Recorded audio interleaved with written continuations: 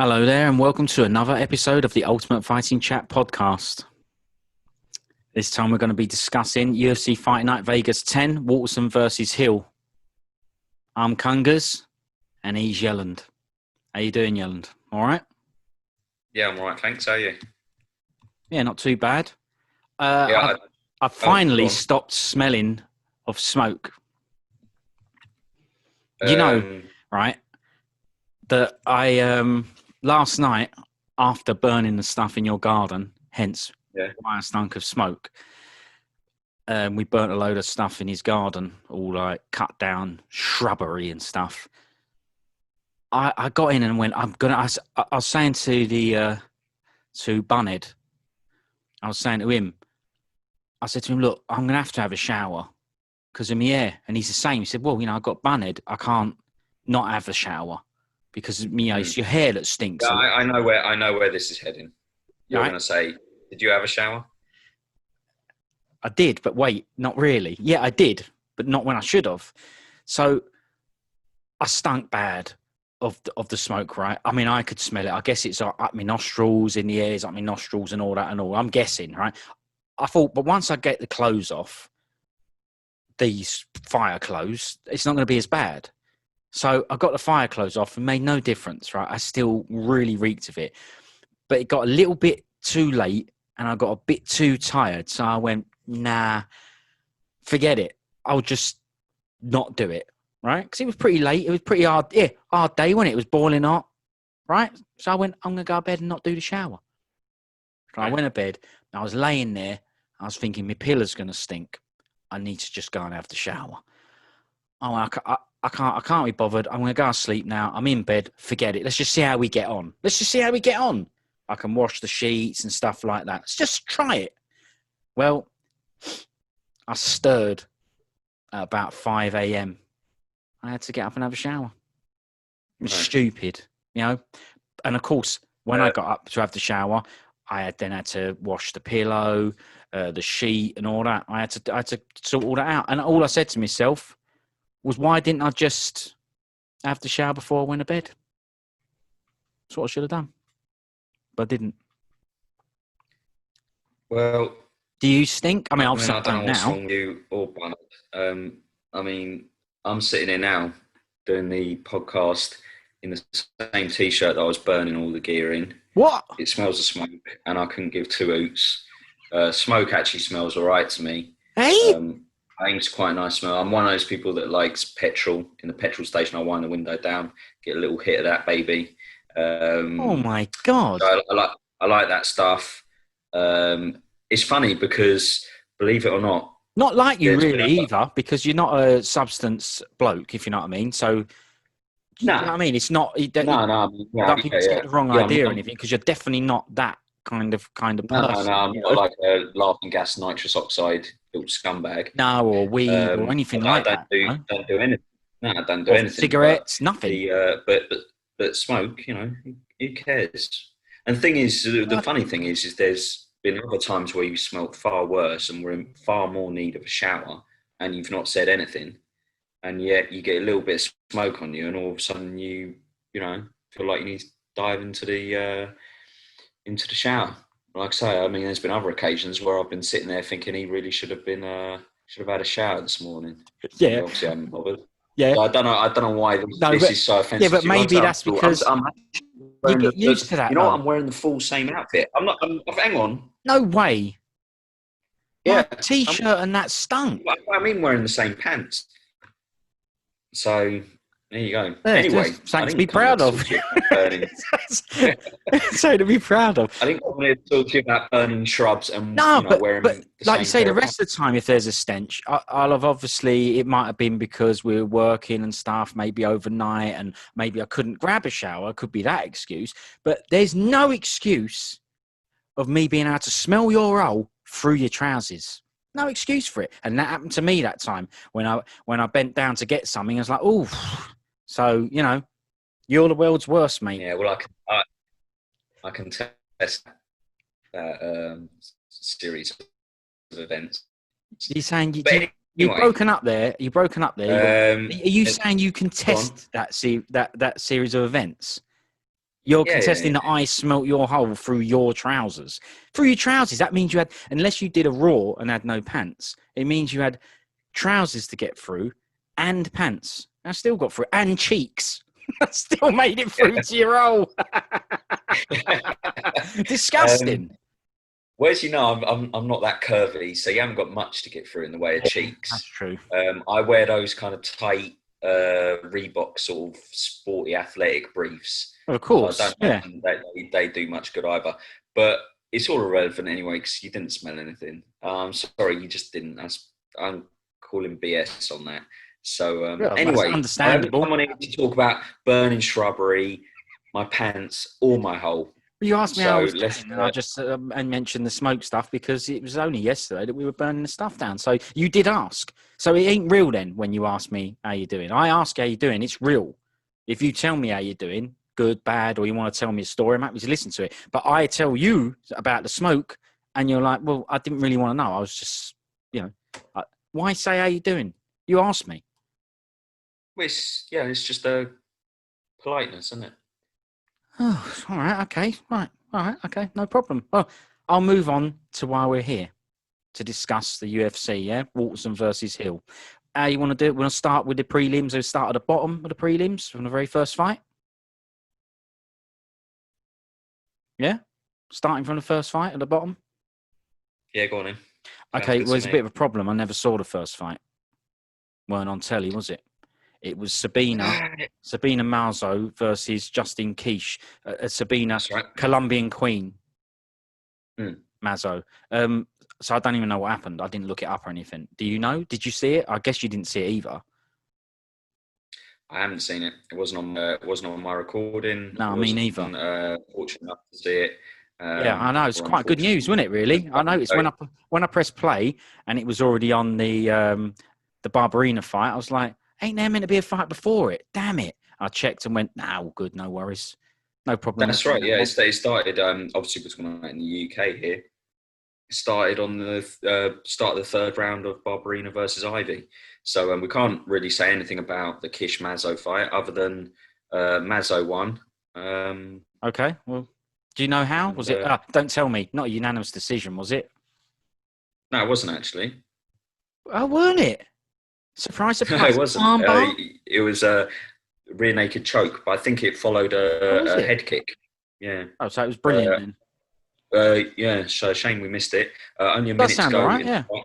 Yeah, only a minute to go in the fight when she got it. And as far as I could see, because I was seeing some updates coming through from on Twitter as the fight was taking place. My understanding is that Kish was winning, Oh, well. but yeah, All it but you takes know is a head kick she and a choke to sort that out.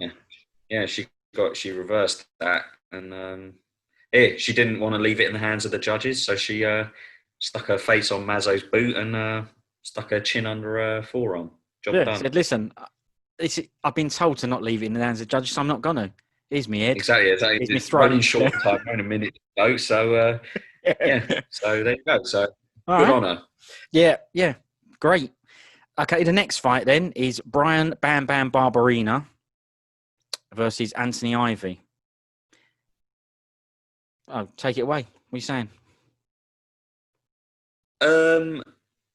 Yeah. I mean, Weren't very good. I don't know why. I don't know why I've got to take this one. Right? Oh, no, I'll It's take it kind of away. No worries. no, Next fight. no. Hang on. Whoa. Oh, yeah, Wrong, okay. though, Sorry. right? Yeah. And to me, it's kind of a little bit of a. You know what I'm going to say about Barbarena? Go I on think then. he's Say something looking. about him. Let me know. I I'm think he's very looking better. I interested. actually think you can tell that he takes it serious because if you remember it, I mean, look, he's never going to look like Oh, the Cummins. Woodley or anything like that. But his bod does look tighter and better than it did do when he first came in. You know, he does look a little bit more athletic, let's say. I mean, didn't look, really he doesn't notice look. Actually. But yeah, good observation. That Yeah, I mean, look, he's never going to look as checking good out the as. men's bodies. Good observation. Look, he's never going to look as good as Roque, who we'll discuss in a couple of fights time. He's never going to get that kind of a physique. Yeah, no, But he's qual. but he's look, it was a typical Barbarena style performance, right? He ground the other guy down. You know, it was a sort of war of attrition, and he came out on top. Well, So, I noticed that what's his name? Anthony Ivy. I've not seen fight before. He wasn't very impressive, unfortunately. He had no breath, really sloppy takedowns. I don't know if you remember, but he kept sort of wailing in with flailing arms, just going for bad takedowns. And Barbarena just defended loads of them. And if he ever did get taken down, on the few occasions he did get taken down, he just got straight back up. So he definitely did good, Barbarena. Dealt with a guy, handily, really. It was all right. Yeah, I mean, look, obviously I didn't see the first 2 rounds because of BT Sport, so thanks for that. That's what my overpriced subscription gets you. It gets you naff content. But anyway, Well, it's not going to get any better when you talk about them like that. Well, yeah, well, I don't know who I am, but Yeah, but they'll be listening to the show. They listen to the show. You know that. So, well, right. all right. Well, I personally think it's a great service. Yeah, well, all right, butt kisser. But like I say, it was a typical Bam Bam performance where he sort of ground out the opponent. Like you say, I can't really say how intense the first 2 rounds were because BT Sport didn't allow me to watch it. However, yeah, I mean, Ivy did look really fatigued. Didn't he? Yeah. From what I can gather in the commentary, they kind of sort of like seemed to make out that it could all be on the last round. They kind of made out there was a close fight, and as it transpired, it was a unanimous decision for Barbarena. One of the judges gave Ivy one of the rounds, but he was a clean sweep on the other 2. Judge cards 30-27. So that tells you, I think, you need to know about Bisping and all that if he ever gets in the judging booth. But I forgot to say that the commentators was Brendan Fitzgerald, Michael Bisping, and Heidi Androl. I forgot to, let you know. Yeah. Well, Biz is brilliant, always is. That guy's fantastic. I actually like Fitzgerald as well. Yeah, I think it's all right. We've done this to death. Prefer him to Anik personally. Yeah, I'm not sure what most other people think, but I do prefer him to Anik. And you enjoy the Androl bits, I remember you saying before. Oh yeah, I mean, without that insight, the events would be so worse off, wouldn't they? Well, a couple of things on that. I'm not on the actual fight, but Barbarena's beard, I weren't liking that. It was just too wiry, too massive. That looked a bit crap. Sorry. And did you hear how he got the win? Are you going to go? Oh yeah, of course I did. Unanimous decision. No. Do you hear him after the fight? He said how he got the win. He said what? He told you how he got the win after the fight. Right. Yeah. Well, I mean, I listened to all these chats and everything after, but go on. Okay. Well, I'll refresh your memory. He said that God got him the win. Ah, did he? He did. Nice, yeah. It's all right, isn't it? I wonder what Anthony Ivy's done to pee God off. What do you reckon? You'd have to ask him, but it's something, right? Yeah. Not gone to church as many times as Barbarena. I don't know, but unless it's a draw, someone's got to lose, and he chose Barbarena, probably because of the Jesus beard. Maybe, yeah, maybe. Look, we don't know. Maybe Ivy's urinated in the old holy water fountain sometimes, or I don't know. Who does that? Used God's name in vain. That's one of them, isn't it? Might have. You don't know. He ain't done any of the other 10 commandments because that would be a little bit more concerning if he's done stuff like thou shalt not kill and all that. But thou shalt go into a cage and smash someone's face in. Yeah, well, he definitely didn't do that. That's for sure. Do that, yeah. Yeah, I mean, look, maybe Barbarena should have a fight with Nate Markle, and we'll find out who really is the. Or even better, Tyron Woodley. We'll really find out who is the chosen one. Remind me, what did Marquardt say? Didn't he say something about he told him to go down to 170? God told him to go back down at welterweight, did he, or something? God told him to cut more weight. Did he also tell him that he'd had enough at the end of the first round or something when he, Well, this is the thing, but that's the thing. I think even after that, he would have said. I'm sure he even said something like, weren't meant to be. He's got other plans and all that stuff. Plan, isn't it? Yeah, part of God's plan. Yeah, all right. To tell you to lose loads of weight just to get done, But yeah, look, as long as he can reason it out. The thing is bizarre. I mean, I imagine God's got a fair few more pressing matters at hand. There's a global pandemic at the moment, apparently, and some other stuff that might just be a little bit higher up on his list of No, things to you're resolve before before No, because, Nate no, Marquardt's because he loves diet. everyone. He loves everyone the same and treats them all the same and all that. So, what would you want Yeah, him to he's do? brilliant. Just forget about Barbarena, for the night? He's like, no, hang on, whoa, Barbarena's on. I wonder if he got to see the you're Kish fight, or if he got BT sported. I wonder if he recording cut off on him and all. Anyway, look who's going to the next fight. Brok Chatatuska Weaver. Brilliant name. I don't know what it means. I love that name. Chatatuska. That's amazing, that, isn't it? He looks Chatatuska and all, doesn't he? You know, he looks all, I don't know, like an island bloke. He don't look like the sort of bloke who, I don't know, gets in a car, puts a suit on, goes to an office. I know he don't do that because he gets in a cage, but, you know, he looks the part, doesn't he? Except for the bar, right. That's a bit crap. He's 15-5, and he had a fight with Jalin, excuse me, the Tarantula Turner, who stepped in for Frank Camacho. So, what did we think of this one? Well, hang on a second. I know what you mean. You're basically saying Brok Weaver looks like a guy who lives off the land. You know, that's it. You got it. Yeah, he's got like when he wants something to eat, he has a boat that he made and goes out with a stick and catches fish and cooks them. Really, knows what herbs to use. If he gets a cut on his leg or anyone has something wrong, like a toothache, he's like, listen, I know what to do. Just give us a minute. And he comes back with a leaf or the blood of a frog or something like that. But he would eat the frog after, though. He wouldn't just take its blood. He'd either just take enough blood that the frog can still live, but it helps everybody else survive. And if the frog's got to go, it doesn't matter. He's like, yeah, okay, well, it's no problem. I'll just eat it. So he's one of them, I think. He looks like one of them. I don't know what one of them is, but yeah, but a person who lives off the land, who's self-sufficient. Yeah. He probably ain't. He's probably gambling, having burgers and everything, you know. He's probably going McDonald's and yeah, we've it made don't him matter. He looks the part. He looks the part. You put him in a film, he'd be in the background in a film or whatever. You put him in there, wouldn't you? Yeah, he's good extra. He'd be in a film. Well, I mean, he could be the full star and all, but I'm saying before he gets the full star, you've got to do some stunts in the background and that first. I'd have him in the background. He looks qual. Yeah, I actually thought he was an all right, like putting an all right performance as well.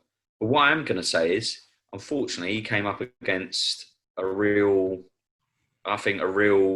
live wire, you know, in the division. You know, a guy who, I'll say it, one to keep your eye on, Jalin Turner. Oh, definitely. So, that guy was absolutely brilliant. Yeah, so Brok Weaver was good. You know, is Brok Weaver a little bit like that other bloke that we like? Coconut Mackie bombs? Patolo. Yeah.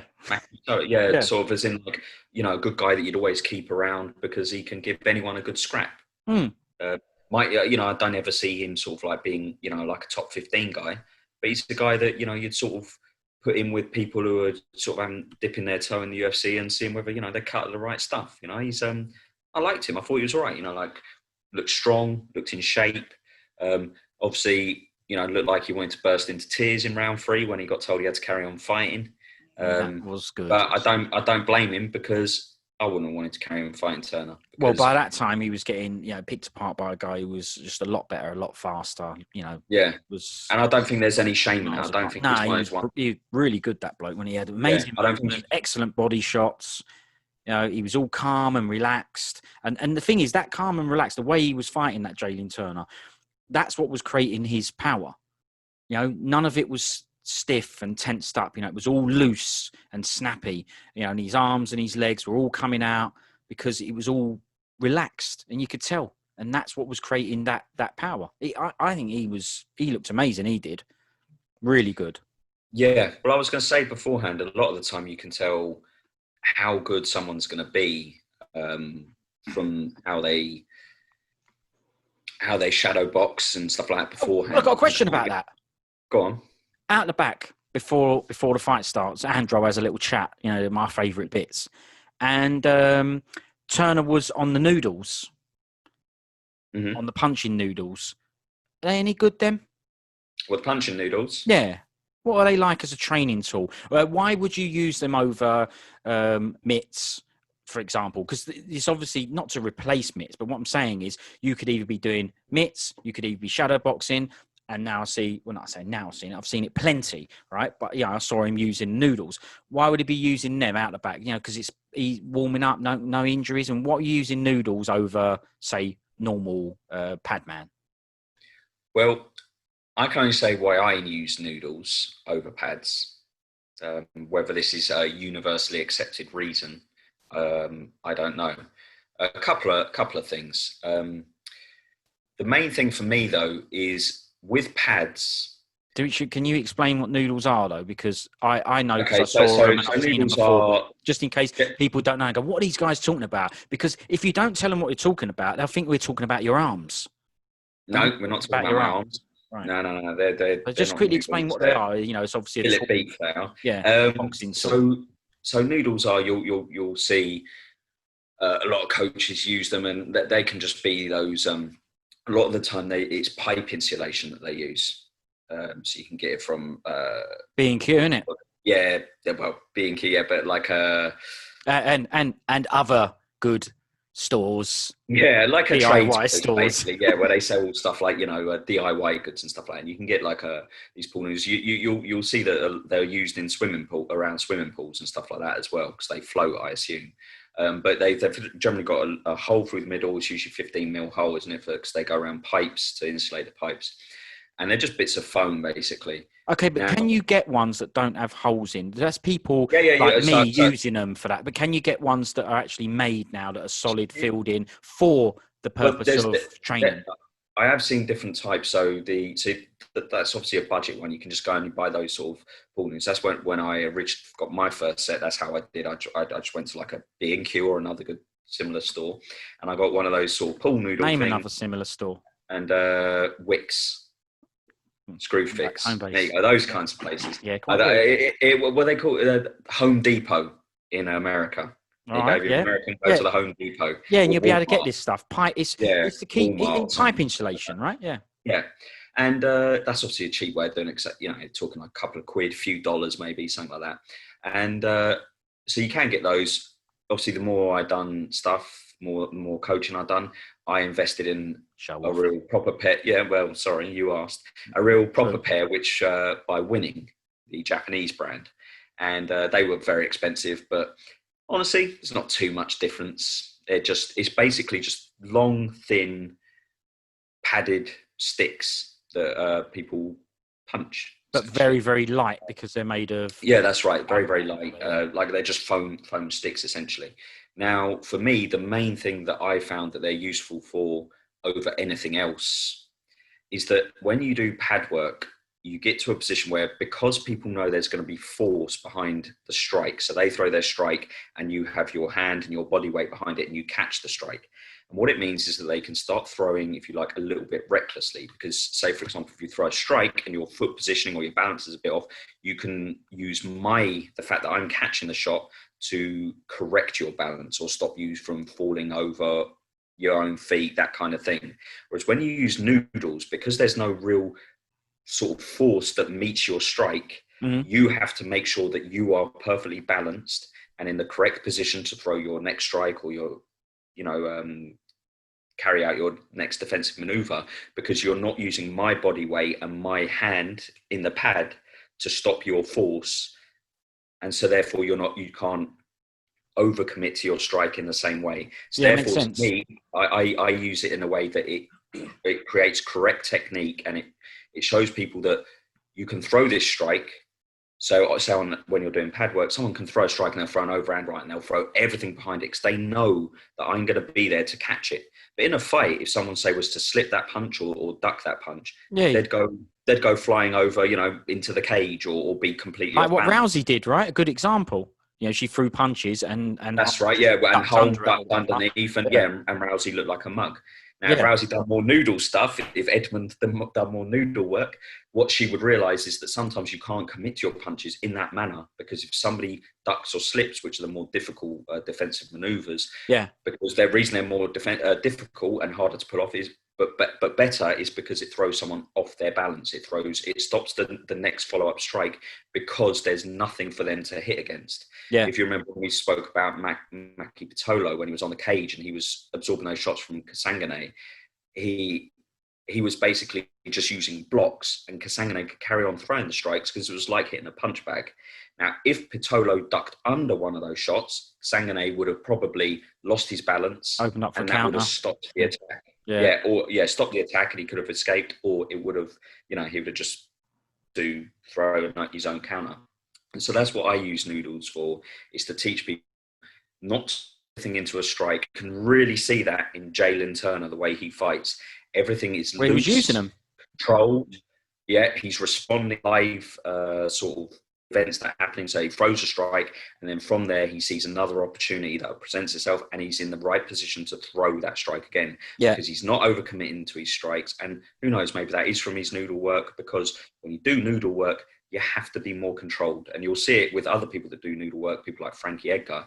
Again, another guy who doesn't just wind up and throw big overhand rights. He throws nice controlled punches. Some people argue they're a bit pity-patty, but he throws nice controlled shots. It's volume now. How often do you see Frankie Edgar overcommit and be off balance? Never, right? Nope. Never does it. Because he throws his punches in a nice controlled fashion. And again, a lot of that will come from noodle work. And I think more people should do noodle work rather than just doing pad work and blasting the pads as hard as they can. Because, like I say, when it comes to a fight and somebody slips, ducks, rolls, gets out of the way, you're off balance, and you haven't got that counter force to stop you losing all your balance and your form and your technique. So that's why noodles are good. You can see that Jalin Turner does it. He's brilliant. He's nice and loose with his punches, but he's got a nice little bit of spite and a little bit of snap at the end of them. Yeah. He's lost a couple in the UFC. He's lost to Luque. No shame in that, because Luque is one of the top guys as far as we're concerned. And don't remember that fight. I need to watch that and see what happened. Yeah, I'd really like to go back. I do think Luque's brilliant. Don't get me wrong, he's amazing. But I could also see watching. Well, it depends on your opponent, isn't it? Not being nasty. I do think Brok Weaver's all right as well. But maybe he may Turner look a lot better, and Luque didn't. If you know what I mean. A different challenge, right? That's right. But I mean, I'd be interested to go back and see it and see. Yeah, same here. Turner improved a lot, because that was a couple of years ago. Maybe it's before he used noodles. There you go. So all I'm going to say is keep an eye on Jalin Turner. Good. That is all I'm going to say, because I've chewed your ear off enough about noodles and stuff like that. He's obviously in the most competitive weight division, lightweight, but he's got a real nice height on him, 6'3", nice long reach, nice snappy shots, nice punches. I think he's going, but I think he's a top 15 guy there. Definitely. He looked like it on that night, that's for sure. I'm not going to move on yet, because I'm going to do a fun fact that he said it on. I think he said it on the broadcast anyway. That he owns Turner owns like 200 tarantulas. That's right. Yeah, I heard him talking about right? and that's why he's called the tarantula. And unbelievable, isn't it? Yeah, it is a bit weird. That's a lot. Well, I don't know why anyone would want to own any, not just a spider. I mean, I don't know, snakes, reptiles, that kind of thing anyway. But I do think that that's kind of strange. It makes sense on the nickname, but yeah, that's quite a lot of them to look after. It is, Has he named them all? Have they all got names? Or are they called 1 to 200? And how does he know what they look like? They all look the same? They're going to look the same. Let's put it this way. Has any of them not got 8 legs? Yeah. Has any of them not got ears? Have any of them not got a different personality? This one's bubbly, this one's a little I would like to know that. Yeah. And he'll say, well, number 189, that's my best mate. He's brilliant. Yeah. It'd be interesting to find out, but I'd kind of a fun fact in it. Yeah, well, my sister used to own a couple of reptiles.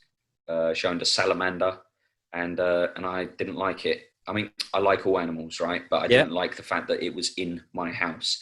And I think I told you, once I came upstairs, it managed to get out of the tank. I didn't know it was out of the tank. No one knew it was out of the tank. Otherwise, it wouldn't have been out of the tank. I came up the stairs, came around the corner, and it was there on the landing. And I screamed like I just seen Freddy Krueger at the top of the staircase. Yeah, but it was. I mean, anyone outside would have gone, oh, my God, there's a woman in trouble. I screamed. I ran away. and I think I got someone else to deal with it because I ain't good with that stuff. As you know, I don't like snakes. I've got a bit of a thing about Yeah, snakes, and that's a worms. snaky. No, because you were you were throwing worms at me the other day. I That's not a don't like snake. snakes. That's a worm. It's not a snake. Yeah, I know, but it's a form of a snake. It's Same not. thing. No. Look it up. It's not a form of a snake. Okay, look, I don't care about what David Attenborough says and whether he says no, it's from a different family. It's blah You blah do blah. I care. don't care. No, It's yes, the you same do. thing. They're Yes, the you same do. thing. Because when I saw a monkey and I called it a monkey, you said it's not a monkey, it's a chimpanzee. So you do care because you pull me up on it. Well, yeah, I care about it with like good animals like monkeys and chimpanzees. I Good don't care about animals. snakes. Just a minute ago, you said Yeah, you like all animals, snakes, worms. I do. right? As in, like, I don't want harm to any of them. Just if you're a snake, worm, snail, or slug, stay out of my path. Well, And I ain't too keen on tarantulas either. they Next do. time. Yeah, I don't think I like them either. Luckily, we don't have to deal with too many of those. Right, before we move on, I do want to discuss the stoppage, obviously, because that's quite a big point. Herb Dean was the ref in this one. I really liked it when he knocked Weaver down and it looked like he was over. You know, he kind of done the walk-off KO and sort of put his arm... No, he didn't do a cheer, but I mean, he sort of done an arm in the air as if to say, like, well, he's done, right? And I like it that Herb Dean went, no. I stop fights. That's my job. You don't stop fights. So I like that. And it was great that he just stuck to his guns because we don't like it, do we, when the fighter kind of influences it. I understand it to a point. Maybe that Turner was saying, I don't need to do anymore. You really want to keep hitting this bloke? I get it. But the rules are the rules. You carry on until the ref stops the fight, right? You don't stop the fight. And I like it that Herb Dean's like, nah, carry on. You know, if you either finish him off or he's getting up, one or the other. So, but he did give Weaver, I think, a long time to make that decision of getting up.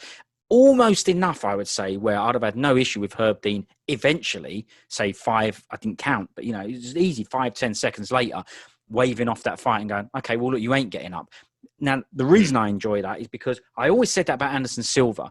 He was really good at knocking blokes down, you know, dodging, slipping out of the way, putting people down with jabs and stuff, right? But then he would follow them down, as you would, an MMA fighter, and he would really pick his shots. He wouldn't do left, right on the gloves. He would look, pick his shots, wait for the guard to open, feint, even when he's on top, you know, and land shots straight down the middle. And he'd finish it with, say, 2 or 3 shots or something like that. Now, I liked that. But what I always wanted him to do was, because he was so dominant on the feet back then anyway, I would have loved it if he just went, nope, stand up, get back up, you know. It'd have been more enjoyable for me to watch. So I really like that because that don't happen. Although it wasn't Jalin Turner's choice to let him stand back up. It was Herb Dean that made that happen. But I think he was down there a little bit too long. I would have had no issue with the fight being waved off after some time. What did you think about that stoppage? I mean, you could go, it should have been stopped because what did he get done the round after? No, he got done seconds later, didn't he? Yeah, he got done by a choke afterwards, right? Yeah. All right. Go on, what do you think? He kind of got knocked down. I think he sort of, you know, surrendered it a little bit.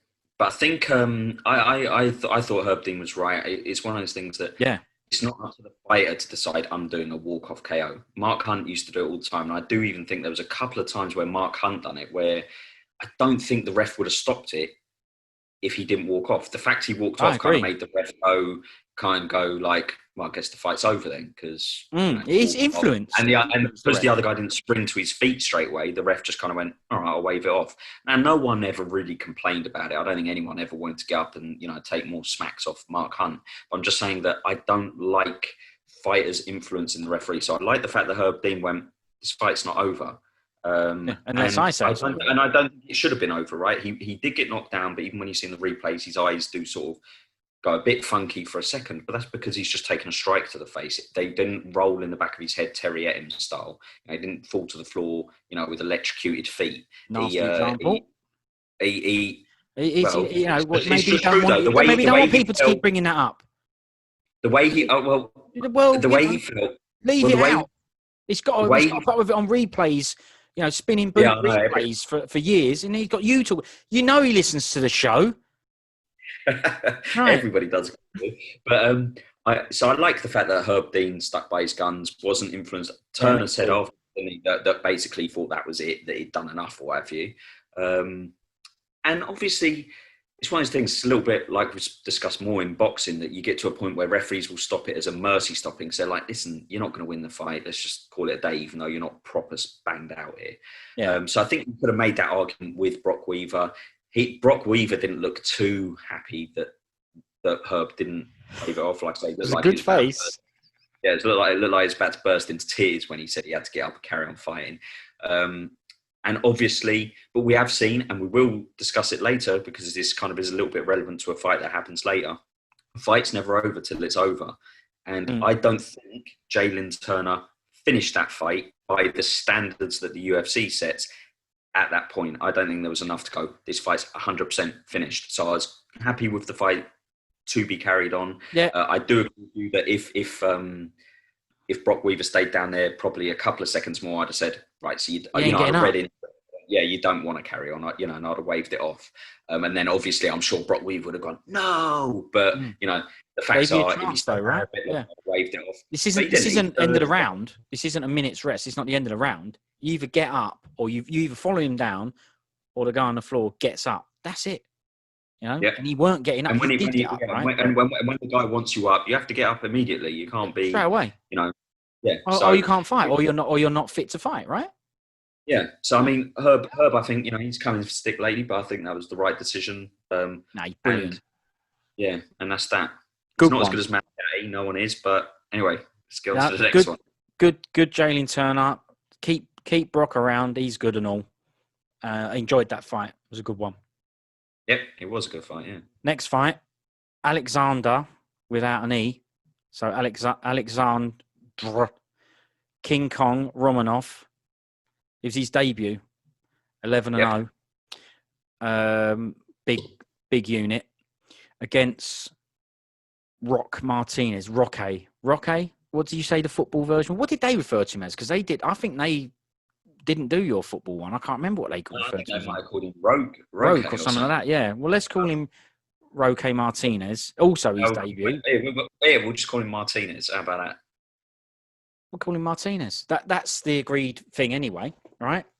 They didn't give me any nickname to have a go at with him, that one, but this other fellow was called King Kong Romanov. And I don't know if you noticed, but I'll say it. Have you not got any nicknames that you can think off the top of your head for Roque Martinez? Yeah, I've got one. Right? Go on. Okay. Well, it's coming now anyway, because I don't know if you noticed, but I normally tell you this stuff, but I don't, this was a heavyweight fight. So I'd call him Roque Heavyweight Martinez, because there don't have to be a heavyweight version. But this was the heavyweight version, without doubt. I know what you're saying, yeah. So, if he decides to do Jared Cannonier, then he can be called, Roque Light Heavyweight Martinez. Exactly. So we could do that, and that means you don't have to worry about, what weight class is this at? You don't have to give it all that chat. But I've got some others. I like Roque Sagbod Martinez. Yeah, that's quite good, yeah. Yeah, I've got another one. Roque Stretch Marks Martinez. These are easy to come up with because this is like looking in the mirror. So all of these names that I'm coming up with. Yeah, you've called yourself. Myself, yeah. So it's no problem. Yeah, this is stuff that if you became a professional fighter, I thought of these nicknames. Yeah, exactly it, mate. These nicknames, they're rolling off the tongue. I didn't have to think about these. Yeah, right. I thought about them before. What about the Jelly? Roque the Jelly Martinez. That's a bit nasty, I think, mate. That's out of order, I'd say. Stretch marks isn't known, right? No, because stretch marks is just true. And stretch marks is a sign that you've put your body to extremes that it weren't meant to go, right? So, for example, Mariusz Pudzianowski, he's got stretch marks all over his shoulders, biceps, right? So stretch marks, yours is, there's nothing good about yours. Yours is just horrible. It's rude. It's nasty. And I tell you what, he listens to this show, right? And yet you've called, you're calling him names. I didn't. Mine, there's legitimate reasons. Okay, well, hang on. Let's go through the rest of your names then, because let's see. No. We'll stop at Jelly. The Okay, jelly. So he's nothing but I, a lump of jelly, according to you. The jelly. You could even say, hang on, if you hang said on. Roque jelly bod Martinez, we'd go, ha ha ha. We'll have a little laugh about it. Maybe he likes having a dig at himself. But you've called him the jelly, so he's nothing. He's not even a person. He's just the jelly. Bad, Okay, that one. So no, I think that's out of order. all right, well, that's fine. But what do you think, Sagbod? How are you going to explain that one away? Because you use that for the ground game to suffocate. Yeah, we use the jelly to suffocate people as well. Yeah, okay, I know, but he can't just be the jelly. There's no respect there. No respect. Well, look, You get in there then. I thought of it off the top of my head. Mm. And yeah, I mean, that fight, I like the fact that Romanov has called himself King Kong and he's actually got a reason to. He does King Kong punches on the floor. But Yeah, those punches were, I didn't like him because I didn't. I tell you what, towards the end of the first round, I thought he's going to be in trouble because I thought he was going to blow his arms out. And I actually do think his arms looked fatigued when he went for the takedown at the start of the second round. Now, he's just lucky enough that the jelly didn't have any takedown. I mean, Martinez didn't have any I actually takedown remember what they defense. called him. Roque. Roque was the way they pronounced his name. Roque. Oh, was it? Roque. All right, Roque. But like I say, he didn't have enough takedown defense. Oh, I do apologise. He didn't have enough takedown defense to fight off, but a second ago you were talking about Anderson Silva and how he used to use feints and pick strikes. Used to be precise on the mat when he used his ground and pound. Yeah. That to me was just, I'll just throw stuff and hope that the force of them does enough damage. And I would much rather that he thought about it a bit more, and maybe will as maybe the level of competition goes up and he trains a bit more, whatever. Yeah, because I do think he's got potential. I'd like to think about it, and when you think about it as well, he kind of had license to do what he wanted on that mat, and so I'd have just liked it if he showed a little bit more precision and a bit more expertise rather than just bang, bang, bang, Yeah, bang. it weren't like Stretch Marks was going to buck him off or anything like that. Roque, right? It weren't like he's going to buck him off. I couldn't agree more. I do think he had potential, Romanov, because, he was a bit saggy, but he's a big fella, whereas the other bloke, Roque was crushed, wasn't he, Whereas this bloke was a big fella, right? He's probably going to be a heavyweight regardless of the bod. I think he had potential. He did. That was an amazing throw that he did. He grabbed him and gave him a bit of a side suplex throw. That was good. But the ground and pound I thought was crap. I thought he had a bad representation of himself for exact reasons that you've said, that he had not the greatest opponent. He was a lot bigger than him, athletically bigger than him as well. He had better attributes than him. And the ground and pound was totally inaccurate.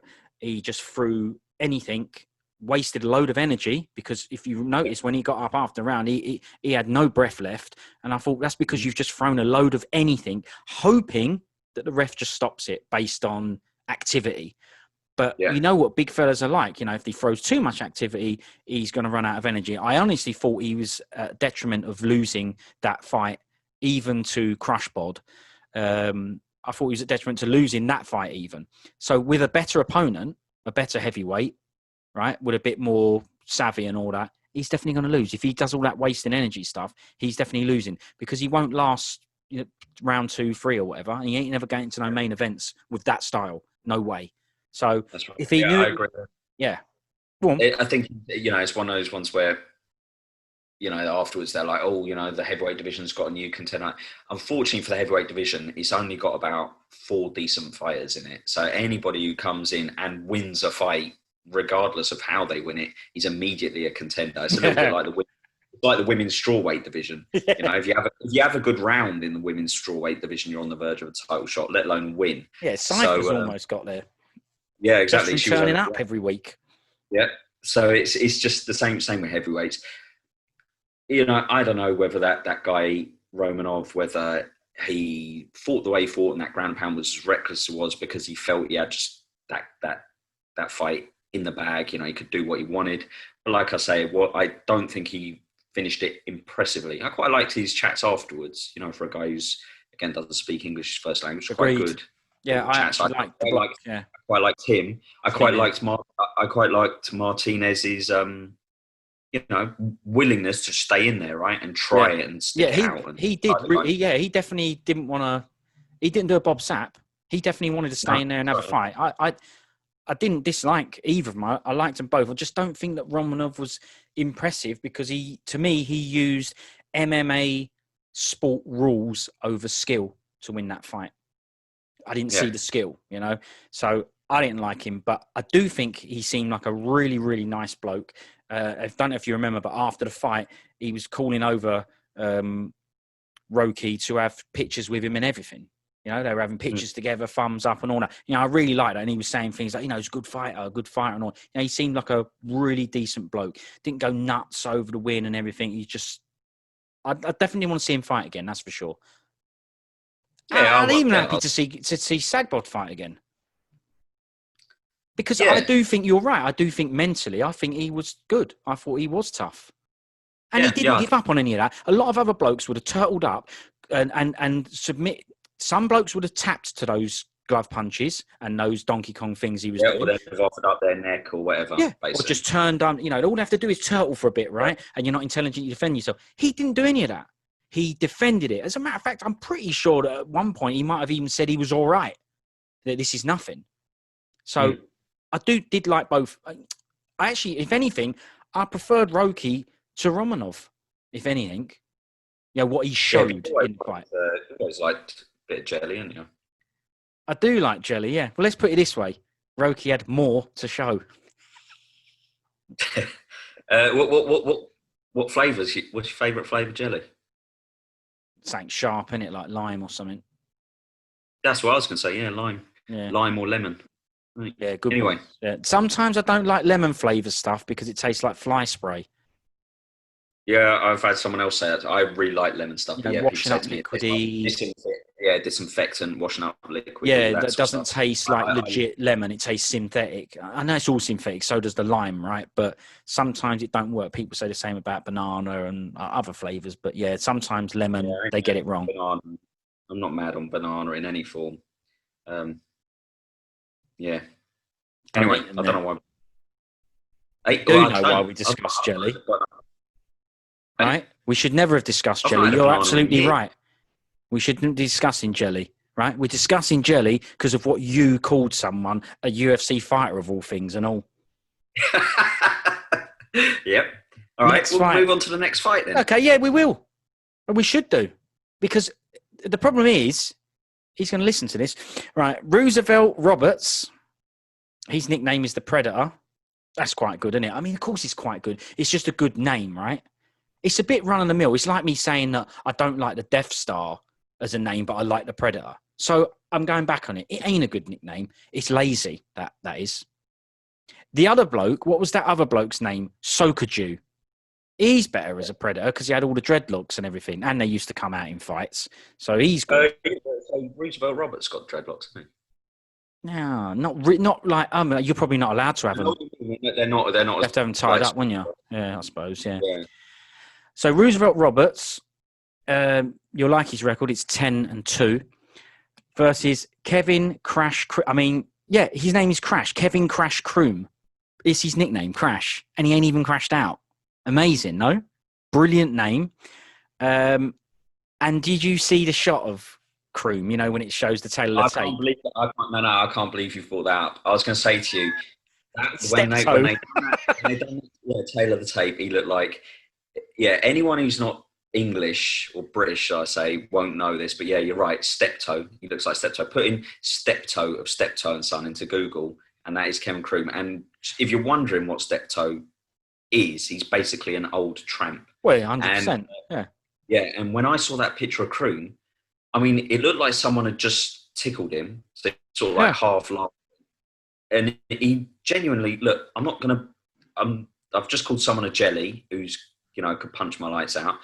And now I'm going to call someone else something a bit offensive when he could choke my lights out. But I'm going to say it because we've already called him a tramp. So, what more is there? Exactly. Well, it's no worse because that's what I was just going to call him again. I was going to say he basically looks like a hobo. He looks like he's red and white polka dot napkins tied to a stick, shoulder. Yeah, all the tattoos were like just everywhere and You know, He looked like on like a set of Oliver Twist or something, you know, as one of those pickpockets. You know, something like that.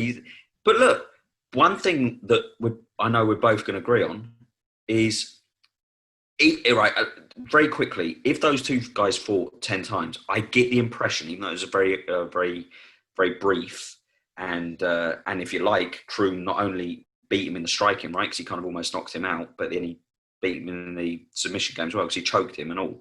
guillotine round 1, yeah. Yeah, I just feel like Roberts is a fighter with more potential than him. That's just a hunch I've got, if you like. But what we're both going to agree on is the fact that I loved Croom's reaction after. Loved it. Seemed really genuine. His interview, everything, you could see that was real emotion. It wasn't fake. It wasn't, I'm going to try and be cool here, and all that. You could like, see I knew I could win and all that. It was none of that. No attitude. No arrogance or anything. It No was arrogance, almost that's it. like that's what happened in his wildest dream in the hotel the night before, and he couldn't believe it's actually, you know, he kind of had to pinch himself. He did. You know? Yeah.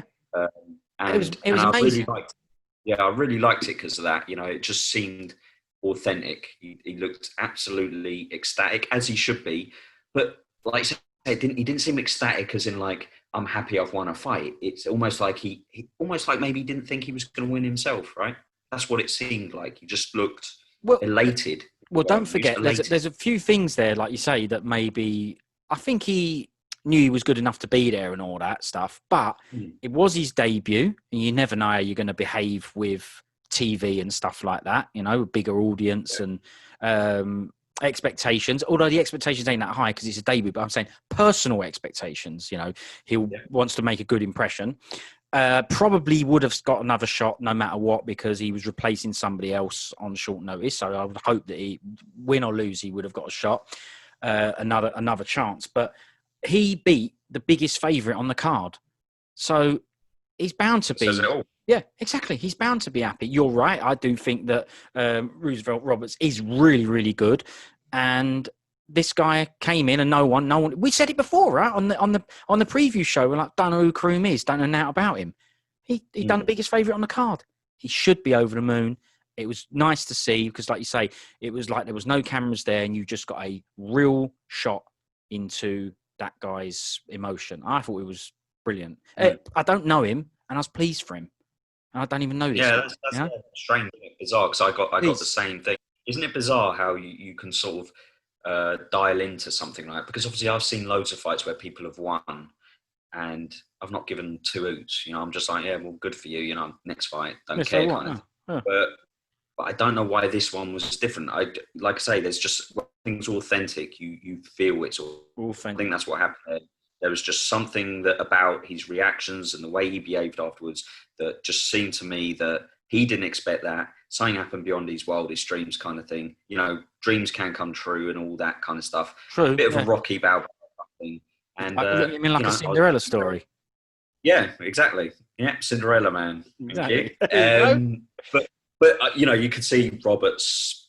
I mean, afterwards, once he tapped and you know he walked off, I think the camera just picked him up, mouthing the words "F it," and obviously, I saw. Yeah, as well. So because he's on the other end of that, right? Complete disappointment. The biggest favourite on the card, the up and comer. You know, all eyes on me, and it went completely. And let's be honest, he's been having a little. You know, I think. You know, he's built up a little bit of a reputation where people think, you know, this guy is decent, and now he's lost two on the bounce. So, do you remember what the loss was before? Jim Miller, wasn't it? He lost two before. That's right. Yeah. So he's lost to one real old veteran that people could say, well, you're going to lose. You might lose to, no shame in losing to a guy like that. It's Jim Miller. And other people might go, no, it's this version of Jim Miller, the old smashed in one. Now, Jim Miller will go, no, I've had Lyme disease and I've got it under control and, you know, I'm better now. But some people will go, this is the long in the tooth Jim Miller. So you could, if people are going to look at it like that, they go, you've got done by an old grot version of Jim Miller and you've got done by a UFC debut bloke who no one's heard of. So you're saying that he got done by an old grot Jim, and then he got done by a young grot. Young grot, yeah, Steptoe. Got the Steptoe done him. Steptoe done, yeah. An old Ingers, you know, South East London tramp done you. So I don't blame him for being very deflated after it. Yeah, but he shouldn't be, right? Well, No, he no, shouldn't be. I think no. he's decent. Look, he's one of those ones where he'll be unjustifiably so, because he'll be like, I don't feel like I should have lost that fight. I think the Jim fight would have been a big breakout fight for him. Say if he beat someone like Jim Miller, who we both think is amazing, by the way. He is. He's still brilliant. Yeah. Yeah, a real wicked fighter. But if he beat someone like him, you'd imagine he probably would have been looking at a top 15 sort of guy in his next fight. He lost to Jim Miller, so he's fighting a Croom, a late replacement or whatever. He was fighting a Croom, and then he loses again. So he must be, whatever you want to call it, his morale, whatever, must be on the floor. I'll tell you what, it shouldn't be, because he's actually decent, and he'll, one decent win, and he'll be back where he was. So it's not bother. So if you're listening to it, if you listen to this, Roosevelt, and I know you're a fan of the show, yeah, right, and you listen to it, about it. Yeah, chin up. Yeah, chin up. Well, not chin up too much, because that's why he got beaten by Croom. But that's true. Yeah, keep your chin down. Sorry about that. Yeah, bad advice. Yeah, yeah. To the coach that's listening, can keep his chin down. But that's it. But the one way we've described it enough, but we haven't. Otherwise, I wouldn't be trying to describe it more. But X Factor, Britain's Got Talent, those kind of cheesy, corny shows, right? They create those moments, those fake feel-good moments. To me, they are fabricated. They set it up beforehand. They know it's going to come. You know it's going to come because the person's already got a sob story, this, that, and the other. Then they do a wicked song in the background and all that. Right. The reason this is good, because it's one of those feel-good moments, but legit, genuine. That's a real good TV moment. I enjoyed that a lot. I enjoyed it more than the fight and everything. I thought it was brilliant. So good on you, Croom. I'm giving him a thumbs up. I love the shot as well. I love the picture, the Steptoe picture. It was a good tell. Because we like Steptoe anyway. He's amazing. So national treasure and all that. So yeah, brilliant. Both brilliant. Doesn't make me think that Roberts is crap or he should quit or he's lost 2 nights. So what? Got done by Croom. Who don't get done by the flipping Ingers tramp? That's it. Next fight? Yeah. What is the next fight? Okay, well, this is the last prelim. Julia Raging Panda Avila, or Avila. Avila. You told me just to say what I see. Avila versus Sarjia Eubanks. So Avila had a silly wrinkled face. I don't know if you noticed that. Silly wrinkled forward face. Yeah, at the back, she had a silly wrinkled forward face. Then when she was waiting to be like, you ready, she had a silly wrinkled forward face as well. I mean, I say it because I noticed it, and I'm sure other people have noticed it. Silly wrinkled forward face. So terrible jab by Avila. Bizzers was going on about it, saying it was great. Wasn't great. It was terrible. It was lazy. It's a very slow lead hand. She left it hanging out every time. She'd throw the jab out, which Bizzers was saying was great. And it would look, okay, it's better than not throwing one, right? But she was throwing one out. It wasn't a very good one. It was very lazy. It drooped down. It came out and drooped down and then sort of rolled back to below her shoulder or whatever. So it wasn't great. Anything you got to say on this fight? I mean, I wasn't really looking forward to this anyway. It was a featured prelim, so did it live up to expectations? Was it a featured prelim? Did it get you excited for the main card? Well, it lived up to my expectations. Mine too, actually. Yeah, that it weren't going to be a good fight. Let me just say this: we both predicted that Sarjia Eubanks would win, and we were both proven correct. That was one of those ones where she was the underdog, where I found it weird that she was the underdog. Now, all I'm going to say about Avila, obviously you're mentioning a jab there. The problem in MMA with jabs is that because they're so rare, even to this day, I mean, I don't know how many years we have to go through this without somebody or with so few fighters developing a meaningful or a lethal jab.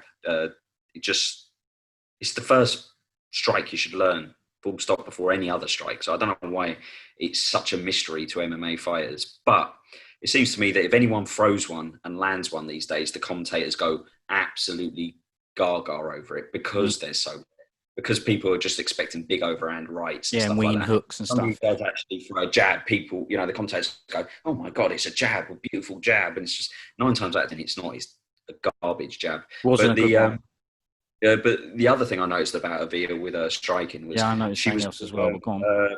BJ Penn pigeon foot. Her back foot I is noticed basically it. The back foot yeah, was right off the ground on her toes. yeah. She had a few things.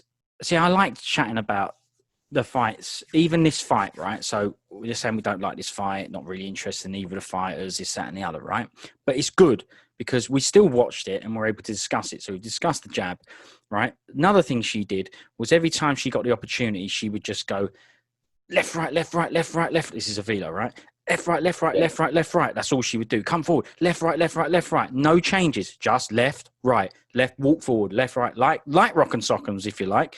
Now, the good thing about Eubanks was that when that happened, she gave some heat back, as if to say, well, I'm not just going to take all this.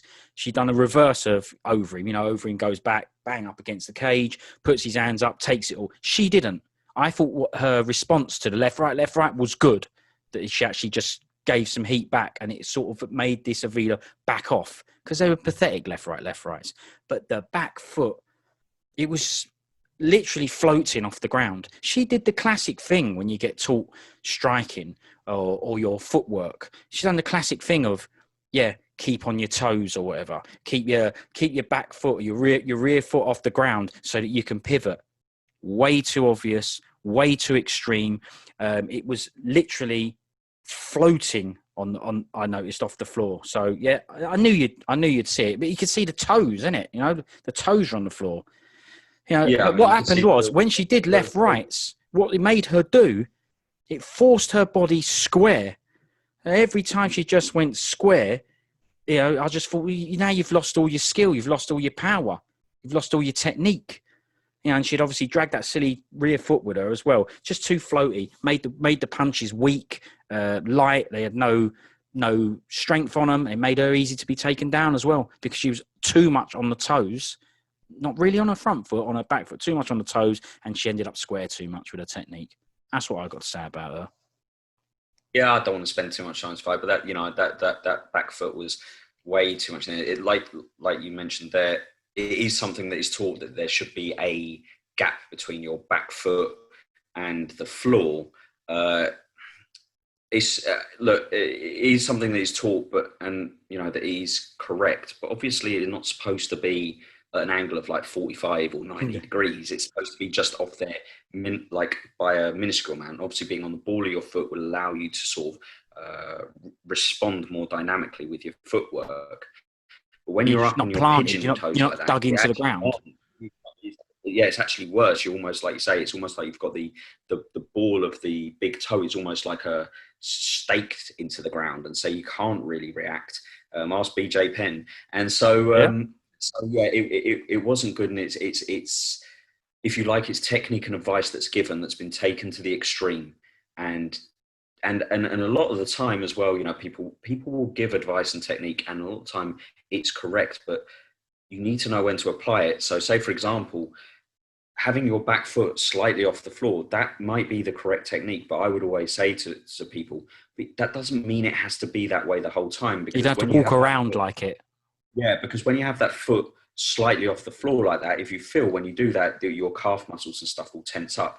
And that is because your muscles are engaging, which of course will burn them out, which will make them tired. Mm-hmm. What you need to do is know, am I getting into range? Am I getting into a position where I perhaps need to make a defensive maneuver or an offensive maneuver? If I am, now I will engage my foot into the correct position. But outside of that, you can relax. It's the same as with your hands up. You can have, it's a good idea to have your hands up. But if a guy is, say, 10 meters away from me, I don't have to have my hands up because I'm burning energy by keeping my hands up. Have them relax, have them nice, have them loose, have them down by your sort of... Yeah, get a bit of blood back into them and all that. And when you get to the sort of area where you feel like you're going to perhaps have some sort of, you know, physical engagement, then your hands come up.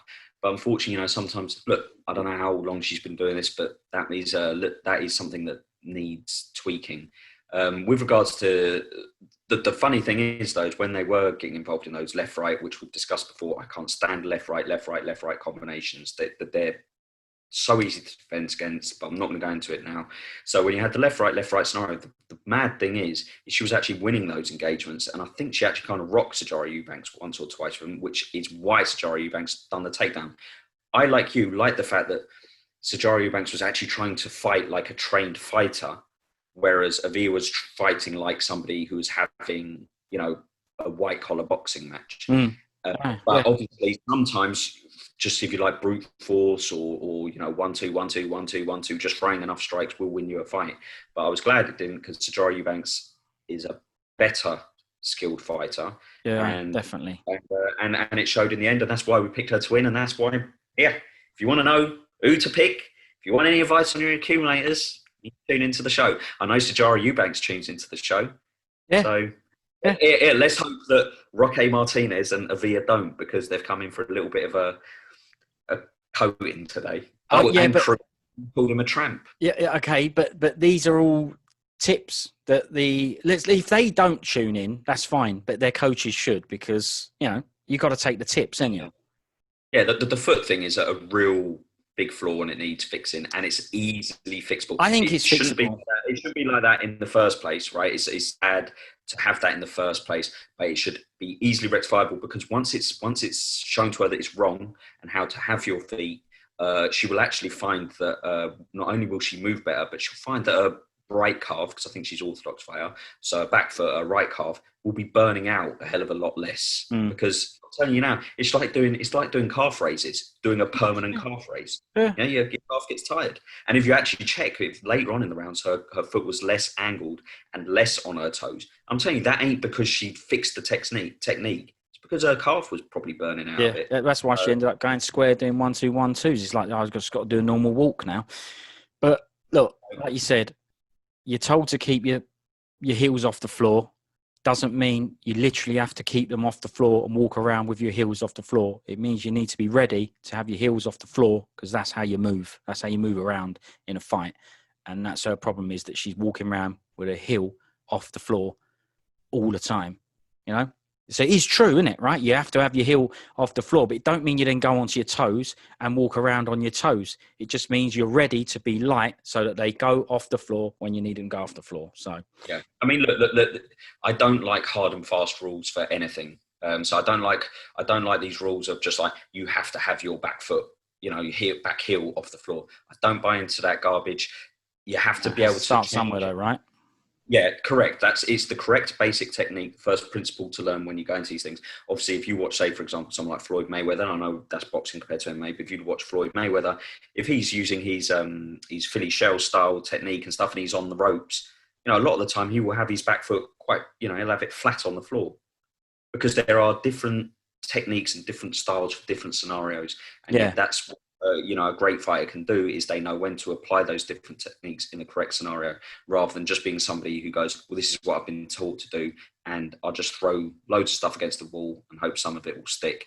Because then it's not natural. She's been taught to be on them toes. So that's why it's fixable, because you've been taught to. She wasn't. I'm sure she weren't taught that. Sorry, coach. I'm sure you didn't actually tell her just stay on your toes constantly, or at least on your back foot toes. But you're right about Mayweather. I guess if he's dodging stuff and being defensive and he's leaning back, you can't lean back and be on your toe. You know what I mean? Because he's leaning back, and the weight will obviously end up on the heel of his foot or whatever. So different techniques for different times, and that makes sense, right? I'll tell you what. If he wants to twist out and come out. Pigeon toe back foot is a technique for no time. That's never needed.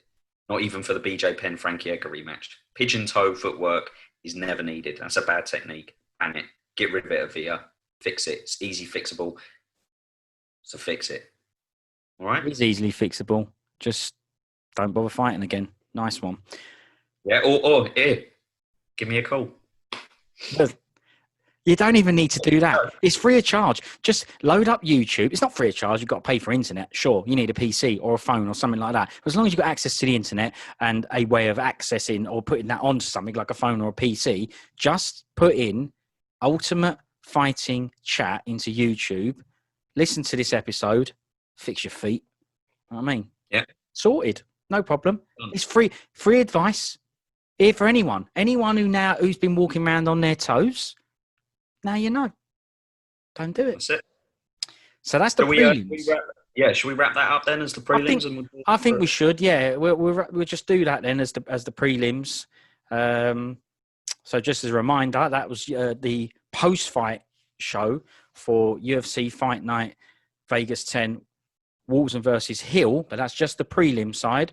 And what we'll do is we'll do another show, come back and do another show for the main card. So for now, Skunga's out, Yelland out. Like, subscribe and all that. Please leave some comments that are legit comments, and that'll be good because we do want to have some chats about this to people. Let us know what you think about walking around on toes, tramps, jelly, your favourite flavour. Let us know what you think. What would you call Roque Martinez if you were going to give him a nickname? Leave it in the. Well, no, not you. Oh. What you'd call him, sag, bod, and stretch marks. Oh, I'd call him jelly. I can't with some new. What would you call Roque Martinez? Yeah, let us know. Wobble. No more of this. It's definitely time to go. If you're going to be nasty, all right. I'll see you later. Yeah, I'll see you in a bit. Ta-da. Ta-da.